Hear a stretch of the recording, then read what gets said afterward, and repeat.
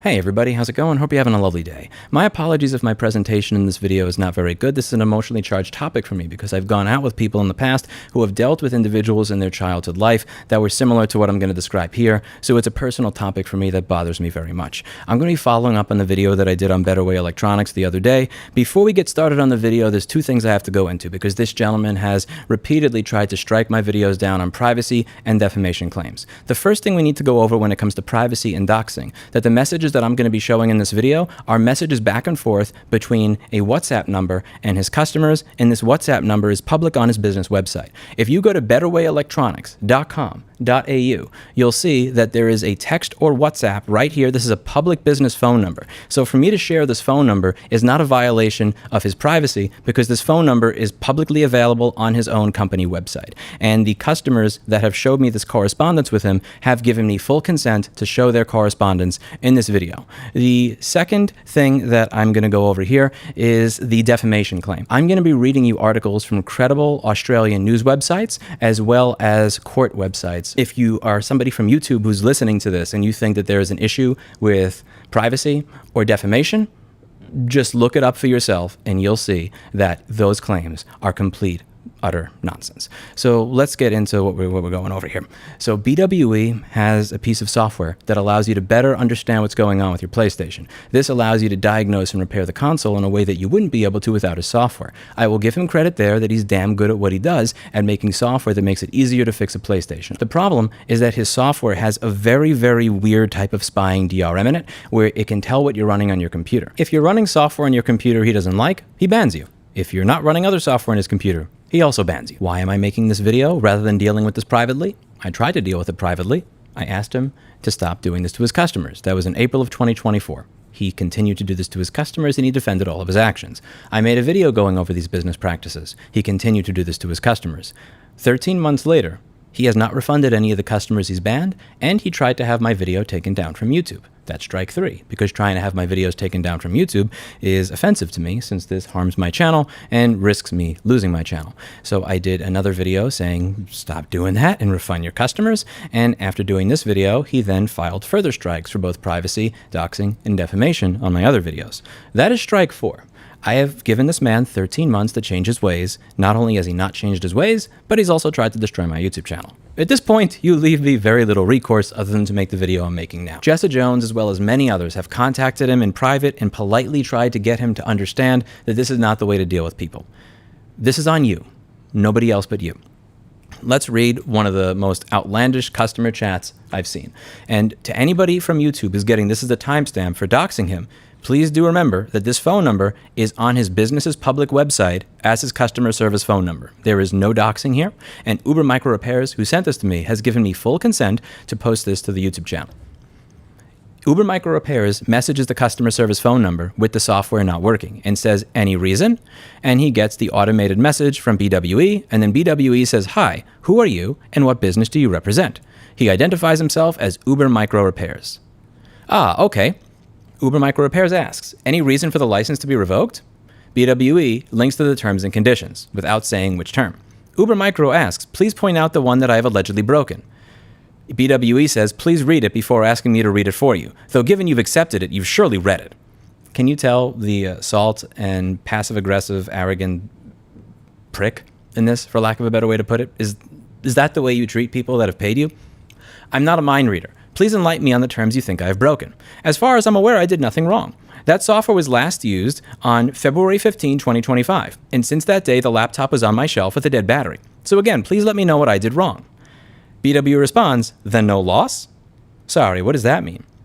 BwE asks, is there any particular reason you're trying it today? So he is implying that because Uber Micro has not used this software in 2 or 3 months, that there's no loss if his access to it is revoked. This is an Axiom M3 speaker that I have on my desk. I bought them 2 years ago. This has not been hooked up for a month because I have my amp at my store powering a different set of speakers. Imagine if Ian Colquhoun and Alan Loft came to my house, took my speaker, stole it, and then said, well, you're not using it right now anyway because you're using a TLCS 3.6 instead of mine, so clearly it's no loss that I've stolen your speaker. My original question still stands. Why have you revoked the license? Reading the terms does not give me any indication why you chose to revoke it. You banned me from your Discord, and the only interaction I had in there was giving you a thumbs up on your comment when you added me. You know exactly why, but let's stay on topic here. Please give me the reason for revoking the license. BwE says, I believe you already know. Uber Micro says, I need you to tell me. BwE says, and I suppose your actions here are kind of telling the character you possess. You don't need anything. I think it's best to use some other software. Perhaps the coder's tool may suit you. You see the passive aggression over there? Perhaps you should use somebody else's software. Imagine if Alan Loft at Axiom saw that instead of using the Axiom M3 tie, that I was using the TLCS 3.6, so that was his justification for coming into my house and taking away the Axiom M3. Perhaps you should just enjoy your teals.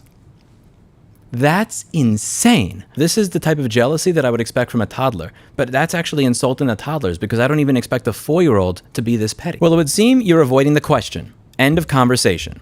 I honestly have no interest in talking to someone as disgusting as yourself. Please stop talking to me. Thanks. This is not how somebody who is emotionally and mentally healthy responds to a customer. Don't ban customers because of this. Oh, I get it now. Phil shouted me out in his video, which he did off his own back, I might add. I see now. BwE. I don't watch his videos, and I don't see how that would warrant anything. Micro says, so I'll take that this decision of yours is theft. BwE. You can take it however you please. Pursuant to my terms which you agreed to, you're banned. Uber Micro says bye. BwE says your service is terminated permanently. Bye. You've also broken another term just now, so feel free to base whatever reason on that then. Keeps it simple. What the hell, man? Uber Micro repairs. People need to know that you are avoiding a simple question. BwE. All private communications between BwE Electronics and its customers are strictly confidential. Unauthorized disclosure, including sharing email or messaging platforms such as WhatsApp, will result in the immediate termination of all services. Uber Micro. That is the only term that I've broken. It is after you have revoked my license. BwE. It's not the only one, but it's the latest one. Uber Micro says, well, tell me the other one. BwE says, I'm not interested in having my conversations leaked. Thank you. Uber Micro. Well, stop conducting yourself this way and be civil with your customers. BwE. And you're civil? Uber Micro. I'm asking a simple question. I've not said anything to you to cause you harm that would warrant the license being revoked. Please point to me the reason why you revoked the license, and that will be done and dusted. Again, keep in mind, he said that he was revealing messages and that's why the license was revoked, but he only shared messages after his license was revoked without reason. You're avoiding the original question. Sorry, but I value my privacy. Perhaps you should have been cognizant of the terms. Well, this is unproductive. I'm cutting off any communication with you now. And there's a reason he values privacy of certain matters, and we're going to get into that. The matters within which he values privacy the most are matters that are completely public and public record. Let's go over the second time that he has treated a customer this way. He's going to make fun of a customer for not wanting to give him his state ID in spite of the fact that this gentleman's own business website uses somebody else's name. If you take a look at the whois for betterwayelectronics.com.au, the person who owns this is not Louis. It's not him. His domain name is registered to Julie Marie Miller Morrison. So his domain name for his website and his business is registered to somebody that's not him. Keep that in mind when you see how he's going to berate and make fun of this other customer. Hello, I'm getting incompatibility error 12 and trying to use your code reader. I have been using it for months without issue. I haven't made any changes to my computer. I don't understand. Please help. Jeremy, Lake, DRP Fix. Thank you for contacting BwE Electronics. Please let us know how we can help you. Thank you for your message. We're unavailable right now, blah, blah, blah. He sends a message which is a picture of what's going on with the software. BwE Electronics responds with the URL to incompatible error information. The customer says, I don't know what any of that means. I don't see a reference of error 12. I closed everything out on my computer, turned off Windows Defender. It still will not work. Nothing else is running. I don't know any other code reader software. Please help. BwE. Why do you think you need a reference to 12 and there's also no reference to 1 or 2 or 3? Isn't it obvious it's for any of these? Anyways, please send photo ID that matches your purchase. He's asking for photo ID from the customer. The customer doesn't send photo ID, but he responds with a photo of his receipt. I believe this is a screenshot of the receipt that has the invoice information, and it has the last 4 digits of his credit card, which I have censored from this screenshot. BwE makes fun of him and berates him and says, so wait, when you're driving and a cop pulls you over, you show him this? The customer responds, it's a business credit card in my father-in-law's name. I'm not asking him for a copy of his ID. Louis, so you don't exist and he doesn't exist. And then he links to the terms. BwE is mocking this customer for not wanting to give him his state ID. He's mocking him for showing the receipt for the software, in spite of the fact that on his own website, he doesn't even have his own name attached to it. Wrong key. This is not your name, sir. Yet you're making fun of people who may have somebody else at their business do this. Steve will use my credit card because it's my company and Steve is the manager of it, and that's going to have a different name on it. If Steve asked for my photo ID because our copy of QuickBooks or something stopped working, I would say no. If a customer has sent you both their email address, proof that they've paid you, their invoice number, and everything else, you have everything that you need to ensure that their license number is then going to work. You don't need their state ID. And I find it very strange that somebody who won't even attach his name to his business website is then making fun of somebody for providing a receipt in response to a request for them to prove that they purchased the software. I'm going to read one of the last emails before digging into his business that made me feel sick. I'll just read this. I'm not going to put his name or anything on screen. Email correspondence with BwE. Note, this correspondence is immediately after Hurricane Helene hit us. I am located in Asheville, North Carolina, and had no cell phone or internet or power from September 24th close to the end of October. Insurance denied most of my inventory and workshop tools that were damaged because they didn't have flood insurance. Nobody did. With the small bit of funds I had left, I made a decision to try to Hail Mary and bought a generator to power a select bit of old bench tools, and I drove a few hours to get service to buy BwE's product and download. This was an attempt to cut my diagnostic time down substantially and hopefully stay alive by fixing the more advanced issues PS5s I was sitting on without access to the internet to locate schematics and information I would normally require. Instead, it cost me hours of time driving to get service to communicate with him, trying to get his product working, and in the end losing both time and money with zero return outside of another brick stacked on a mental and financial breakdown. This man took my family and my business at our lowest, a time I cried more than I had in my entire adult life, and I'm 38 years old, and grinded his heel in. I very rarely speak negative about anyone, and if I do, I'm quick to apologize and feel remorse. This may be the one exception I have and ever will have. Of everything destroyed, the mountain of debt and toll my family and I were walking with, the scar from Louis kicking me when I was at rock bottom will be the only thing that time won't heal. Thank you for being the voice for businesses like mine who are silently working to stay alive. It means far more than words could describe. And yes, Louis did talk to this man in a worse manner than he spoke to the other two. Made me sick. Let's talk about BwE. I'm Louis. I have a master's degree in cybersecurity, a bachelor's in management, a bachelor's in information systems, and a diploma in business. I'm currently undertaking a PhD in cybersecurity. So he's going for his degree, and he lives in Brisbane, Australia. If you take a look at his GitHub, there's a few things you're going to notice. The first is that the commits started around 2018, and second thing you're going to notice is all these weird underage-looking anime girl-looking characters over here. They show up a lot on his YouTube channel, and they show up a lot over here. And this is all going to come into context at one point. Remember this, and remember that most of the commits here are starting around 2019, end of 2018. His website is registered to Julie Marie Miller Morrison, not Louis. Who is Julie Marie Miller Morrison? Julie Marie Miller Morrison is somebody in Australia that owns Phase 4 Modern. She's listed under this business name. What is Phase 4 Modern? Phase 4 Modern, it looks like a record and cassette store. Nothing wrong with that. You know, you just like a place where you could go to get old records. Pretty cool. And it says in both this article and this article that Donat Harahaj and Julie Morrison own this place. If you look down here, it says that the owners are Donat Dani Taharaj and Julie Morrison. Why do these people matter? If we look up Donat Tarahaj, he also is listed as one of the owners of Phase 4 Records. Now, wonder who's related to Donat Tarahaj. Do we find anybody? If you take a look, you'll find this gentleman over here, Louis Tahiri, whose name used to be Luan Tarahaj. So from May 2010 to July of 2024, this man's name was Luan Tarahaj. ABNs are kind of like social security numbers in Australia. Your name can change, but this always stays the same. His name is Louis, the name that we know, our individual. Where does he live? Main business location. When you take a look at the postal code, Brisbane, Australia, right where his business is located. Now, let's take a look at when he was registered to do business. He was active from May of 2010 to June of 2013.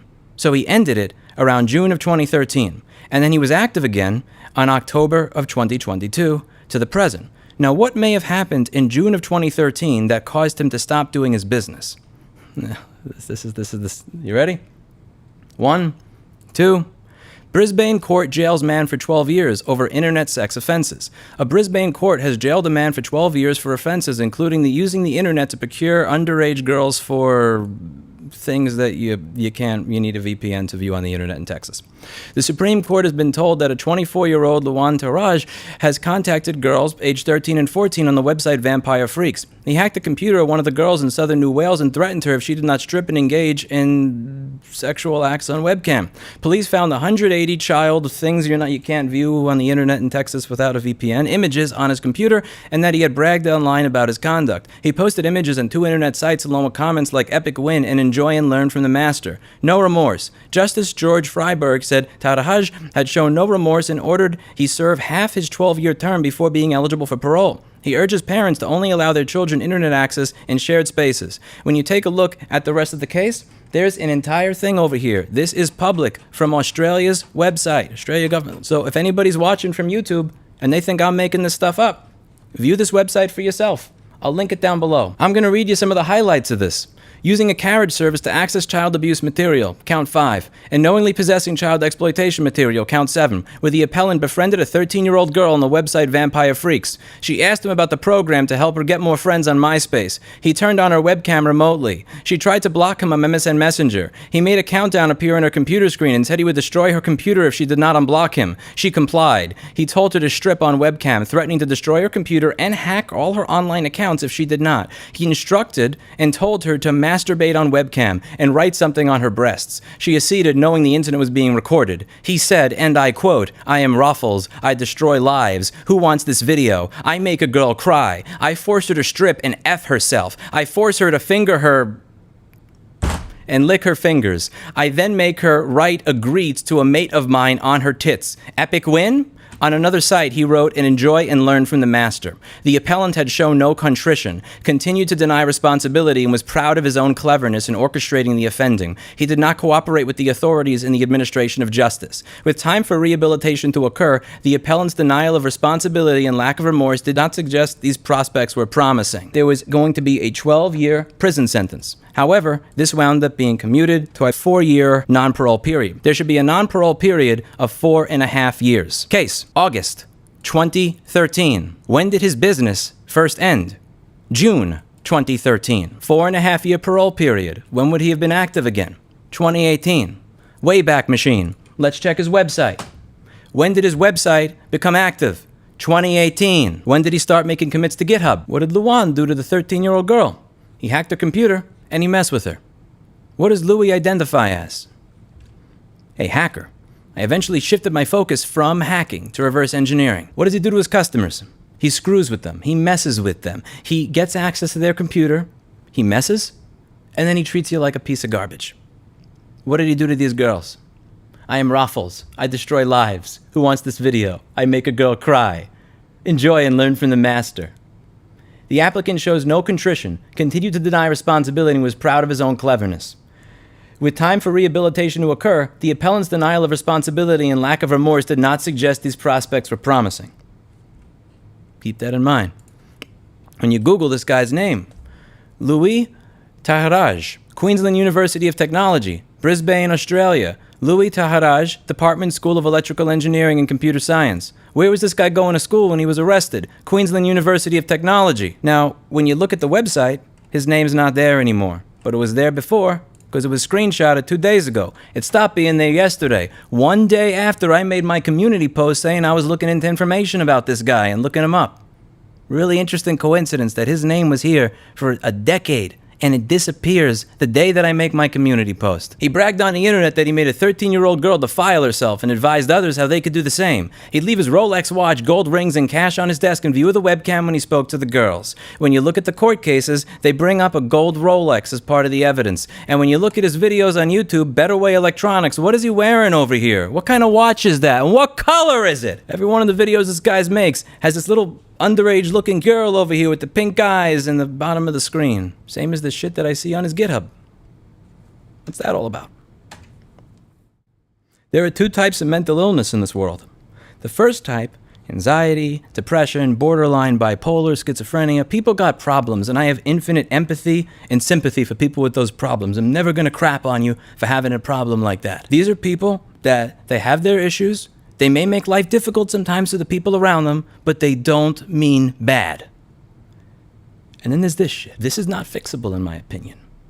As the court said, with time for rehabilitation to occur, the appellant's denial of responsibility and lack of remorse did not suggest these prospects were promising. The exact same mentality and the exact same kind of stuff that's being said to these 13-year-old girls is the exact same attitude he has when he's messing with his customers, taking control over their computer, telling them what they can and can't do, laughing and screwing with them. In my opinion, with this type of mental illness, hurting people is the point. It's not like you've hurt somebody as a byproduct of anxiety or depression or schizophrenia or borderline or bipolar.